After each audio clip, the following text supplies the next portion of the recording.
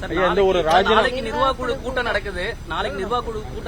இன்னைக்கு வந்து முதன்மை செயலாளர் பொறுப்புல இருந்து விலகிறேன்னு அறிக்கை விட்டுருக்காரு. ஆமா, பேசியிருக்கிறாங்க.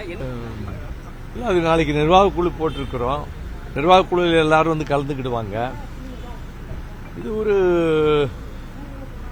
ஒரு இந்த பிரச்சனை வந்து அங்க எல்லாரும் ஒரு சமாதானமான முறையில் பேசுவாங்க.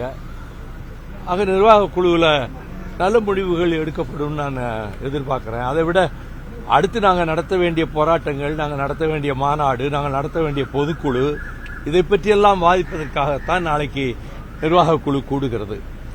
அந்த முடிவுகளையெல்லாம் மேற்கொண்ட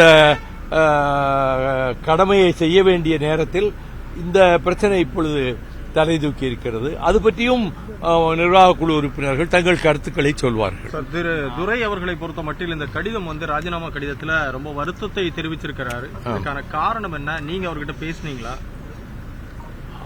அவர் எழுதியிருக்காருல்ல, படிச்சே இல்ல, அதுதான். இது சம்பந்தமா ஏதாவது நடவடிக்கை எடுக்கப்படுமா? யார் மீதாவது ஒரு நடவடிக்கை எடுக்க வாய்ப்பு இருக்கா? எது?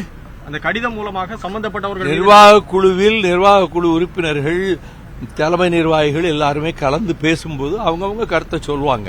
இப்ப நான் எந்த கருத்தையும் மாவட்ட நிர்வாகிகள் என்ன அறிவுறுத்தல் சொல்றீங்க? சில கருத்துக்கெல்லாம் பதிவிட்டு வராங்க சமூக வலைதளங்கள்லாம். மாவட்ட நிர்வாகிகள் என்ன அறிவுறுத்தல் நீங்க வந்து சொல்றீங்க?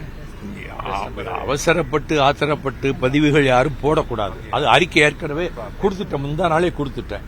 எந்த பதிவும் போடாதீங்க கட்சியை பற்றி அப்படின்னு. அதை அவங்க பின்பற்றணும்.